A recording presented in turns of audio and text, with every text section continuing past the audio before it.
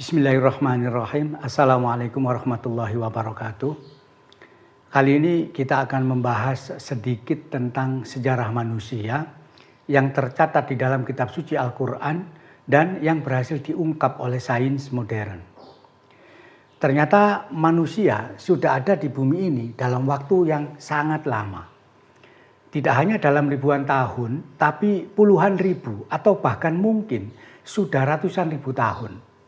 Seperti itulah pandangan sains modern tentang panjangnya sejarah manusia yang berdasarkan penelitian fosil-fosil purba yang telah ditemukan. Kalau kita melihat penjelasan sains, bumi ini sudah berusia sekitar 4,5 miliar tahun. Sementara dari penelitian arkeologi dan paleoantropologi itu cabang ilmu yang mempelajari tentang asal-usul manusia purba. Nah, dari situ diketahui bahwa manusia modern atau biasa disebut dengan Homo sapiens itu sudah menghuni bumi kita ini sekitar 200.000 tahun yang lalu. Artinya memang keberadaan manusia di bumi memiliki sejarah yang sangat panjang.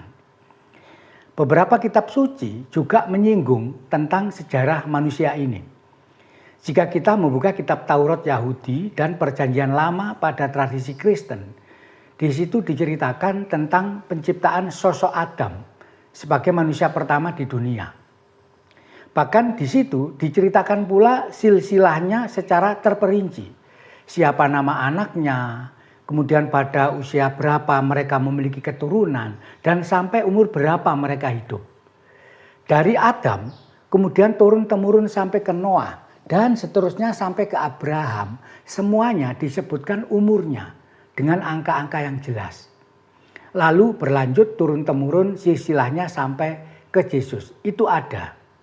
Sehingga dari angka-angka di silsilah itu, para teolog kemudian bisa menghitung umur sejarah manusia. Dan hasilnya, manusia menghuni bumi ini tidak lebih dari 6.000 tahun. Ya, ini merupakan sebuah angka sejarah yang terbilang sangat pendek jika dibandingkan dengan fakta-fakta yang ditemukan oleh sains modern. Lalu bagaimana Al-Quran menceritakan tentang sejarah manusia? Apakah sama seperti kedua kitab suci itu ataukah sejalan dengan temuan sains? Atau justru Al-Quran menyimpan rahasia yang lebih besar lagi yang bisa diungkap? Itu yang akan kita bahas di sini nanti. Berbeda dengan kitab Taurat dan Perjanjian Lama, Al-Quran tidak memberikan angka pasti tentang umur bumi ataupun umur manusia. Namun Al-Quran memberikan banyak isyarat yang lebih menarik. Diceritakan di dalam Al-Quran bahwa sejak dahulu kala telah ada umat-umat besar yang datang silih berganti. Diceritakan juga bahwa mereka telah mencapai peradaban yang sudah sangat tinggi. Akan tetapi kemudian keberadaan mereka tiba-tiba saja lenyap seketika, dilenyapkan oleh Allah karena ketidaktaatan mereka kepadanya. Untuk itu mari kita dengarkan ayat berikut dan kita lihat bagaimana Al-Quran menceritakan umat-umat terdahulu tersebut.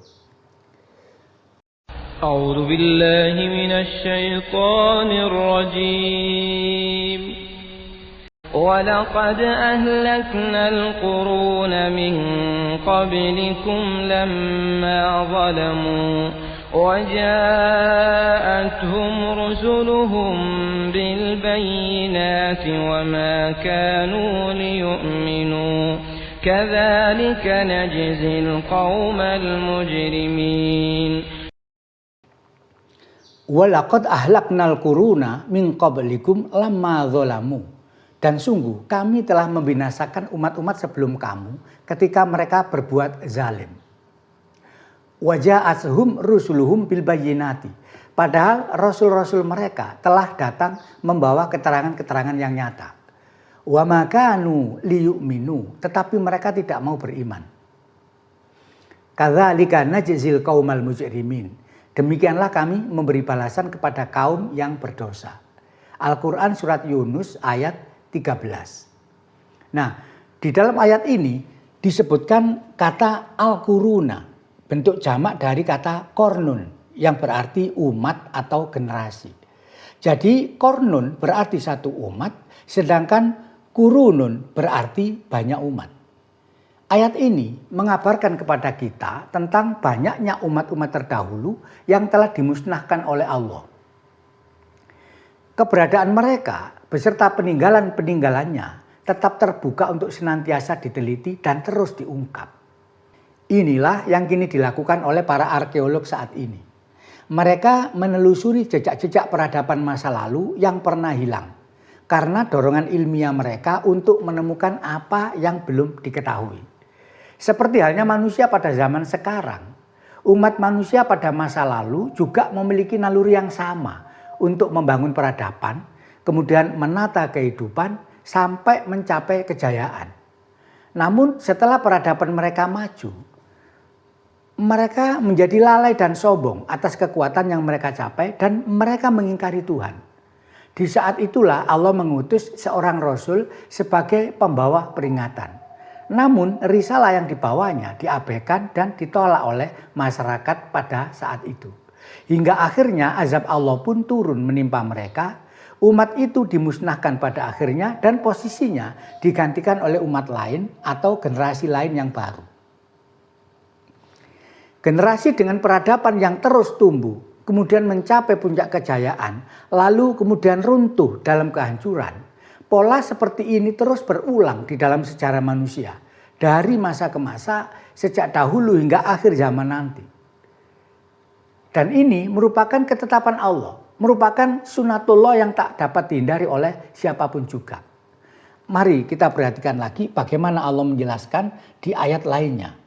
ألم يأتكم نبأ الذين من قبلكم قوم نوح وعاد وثمود والذين من بعدهم لا يعلمهم إلا الله Alam ya'tikum naba'ul ladzina min qablikum. Apakah belum sampai kepadamu berita tentang orang-orang atau umat sebelum kamu? Qaum Nuhin wa 'adin wa Samuda, yaitu kaum Nuh, kaum 'Ad dan kaum Samud. Walladzina min ba'dihim la ya'lamuhum illallah.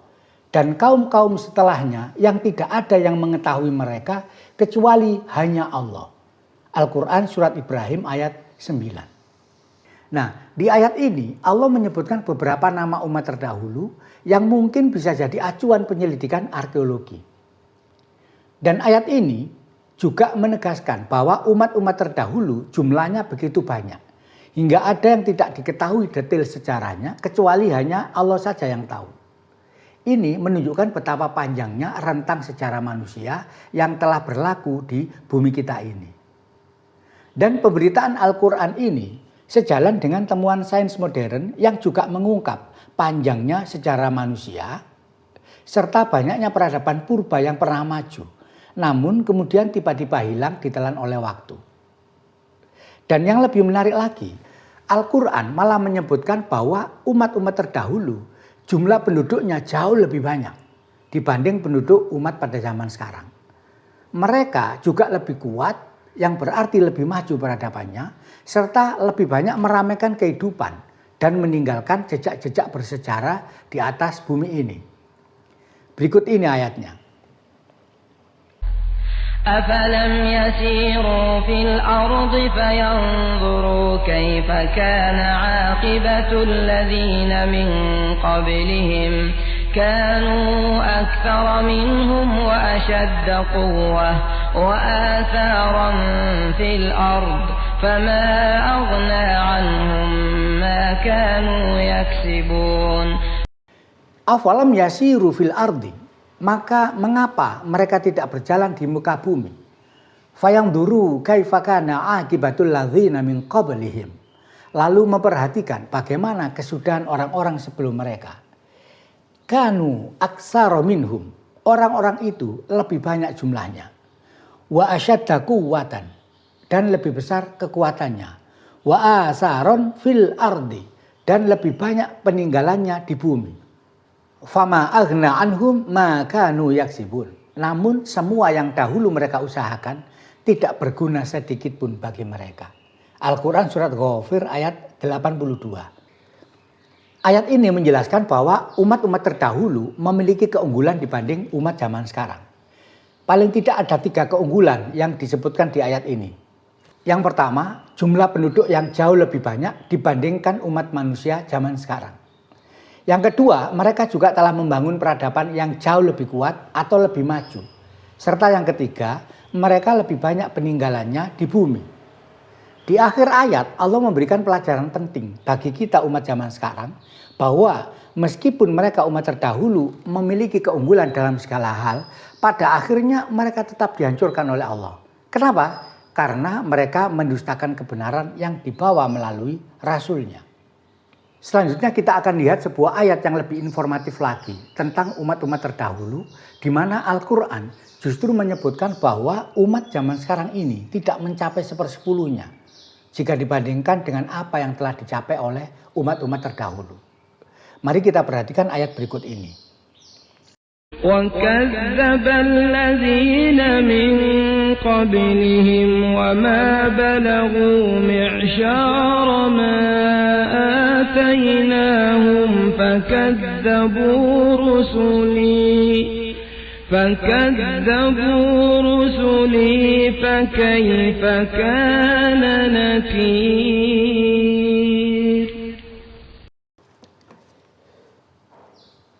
وَكَذَّبَ الَّذِينَ مِن قَبْلِهِمْ, dan orang-orang yang sebelum mereka telah mendustakan rasul-rasul.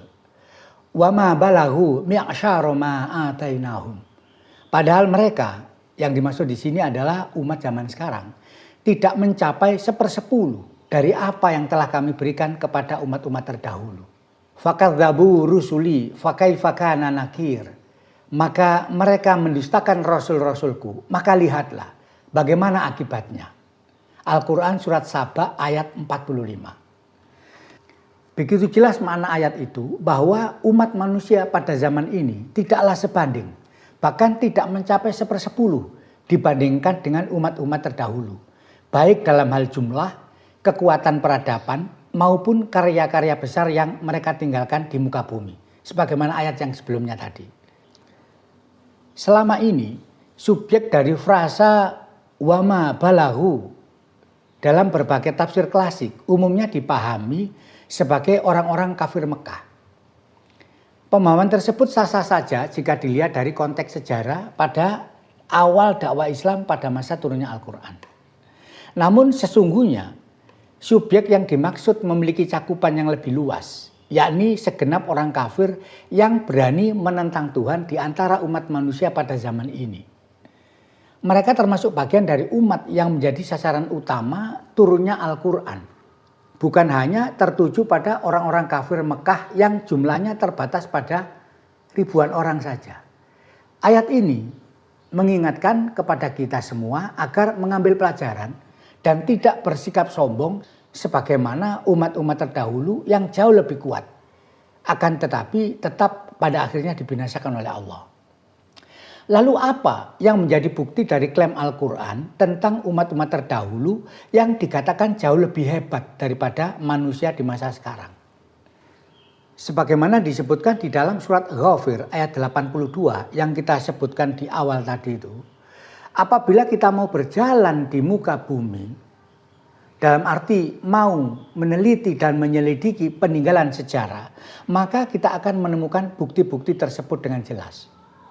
Untuk itu sekarang mari kita menelusuri sejenak beberapa situs peninggalan umat-umat terdahulu yang pernah dimusnahkan oleh Allah. Sebagaimana yang pernah dikisahkan di dalam Al-Quran. Yang pertama kita akan lihat siklus Göbekli Tepe yang ada di Turki.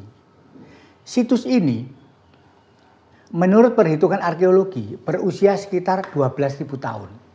Artinya situs ini dibangun pada tahun 10.000 sebelum Masehi. Situs ini luasnya sekitar 8 hektar dan memiliki struktur berupa lingkaran-lingkaran batu raksasa yang jumlahnya sangat banyak. Dan setiap lingkaran memiliki 12 pilar yang berbentuk huruf T, masing-masing berdiri setinggi 5 sampai 6 meter dengan bobot hampir 20 ton. Tiap-tiap pilar. Dan pada pilar-pilar ini terukir simbol-simbol misterius yang berupa gambar binatang, manusia, dan bahkan semacam tanda-tanda astronomi. Yang membuat para ilmuwan terkejut, situs ini dibangun ribuan tahun sebelum manusia seharusnya belum mengenal roda, belum mengenal katrol dan pengungkit. Akan tetapi tingkat presisi yang mereka tunjukkan pada karya mereka sudah begitu tinggi. Hingga kini para peneliti baru menggali sekitar 5% dari total area Göbekli Tepe yang ada di Turki. Yang jadi pertanyaan, siapakah orang-orang yang membangunnya? Bagaimana mereka yang dikenal sebagai manusia prasejarah puluhan ribu tahun yang lalu bisa memindahkan batu-batu seberat itu dan menyusunnya serapi itu jika tanpa menggunakan alat-alat berat? Dan pengetahuan apa yang membuat mereka mampu menciptakan struktur semegah itu? Begitu megahnya Göbekli Tepe hingga menunjukkan bahwa kompleks ini dibangun oleh masyarakat yang memiliki teknologi yang sudah canggih dan jumlah penduduk yang tidak sedikit. Bagaimana? Karena luas area yang mereka bangun mencerminkan besarnya komunitas manusia yang memfungsikan bangunan tersebut. Itu adalah contoh yang pertama. Kemudian kita beralih ke peninggalan berikutnya. Mari kita lihat piramida Giza yang ada di Mesir. Piramida Giza ini merupakan salah satu keajaiban dunia kuno yang hingga kini masih menyimpan misteri besar. Menurut penelitian terakhir, piramida ini dibangun sekitar 4.600 tahun yang lalu. Bahkan ada yang meyakini ia dibangun jauh sebelum itu. Faktanya semakin para ahli mempelajarinya, semakin banyak pertanyaan-pertanyaan yang kemudian muncul. Berikut ini beberapa fakta ajaib tentang piramida Giza. Piramida Giza dikatakan sebagai sebuah presisi arsitektur yang mustahil. Piramida Khufu yang paling besar di area itu memiliki 4 sisi yang panjang masing-masing dasarnya 230,34 meter. Dengan selisih antar sisinya hanya 4 cm saja. Itu berarti berbeda 0,01%. Arah sisi-sisinya juga persis menghadap ke 4 mata angin utama bumi, yaitu utara, selatan, timur, dan barat. Kemudian sudut kemiringan 4 sisi piramida Khufu tepat 51,8 derajat dari tanah. Presisi seperti ini sangat sulit dicapai bahkan dengan alat modern. Ini sangat presisi. Bayangkan jika ada perbedaan sudut yang hanya 0,0 sekian derajat saja, itu akan bisa membuat puncaknya meleset beberapa meter dan gagal membentuk simetris. Jadi bagaimana mungkin ribuan tahun yang lalu tanpa alat berat dan tanpa komputer, mereka menumpuk jutaan batu raksasa dengan akurasi yang nyaris sempurna. Tentunya saat menyusunnya setiap tingkat batu harus diperiksa dan disejajarkan berulang kali, sisi demi sisi, sudut demi sudut, agar puncak piramida tetap berbentuk simetris. Satu kesalahan kecil saja bisa merusak keseluruhan struktur di akhir proyeknya. Hal lain yang benar-benar mencengangkan adalah batu raksasa yang tampaknya mustahil diangkat. Perlu diketahui bahwa piramida Khufu itu dibangun dari sekitar 2,3 juta balok batu.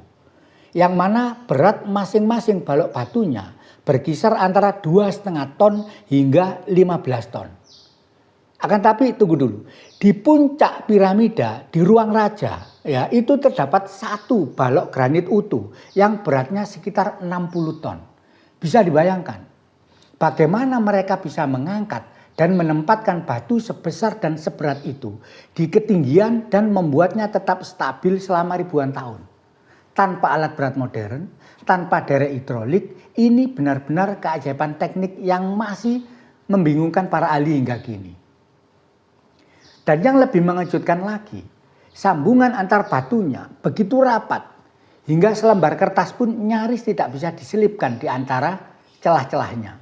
Bisa dibayangkan bagaimana mereka bisa meratakan sisi-sisi batu seberat puluhan ton sebesar itu dengan ketelitian yang sedemikian rupa.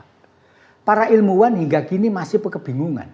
Bagaimana mungkin batu-batu sebesar dan seberat itu diangkat, dipindahkan dan disusun setinggi 146,6 meter tanpa alat berat, tanpa kren, tanpa teknologi modern lebih dari 5.000 tahun yang lalu.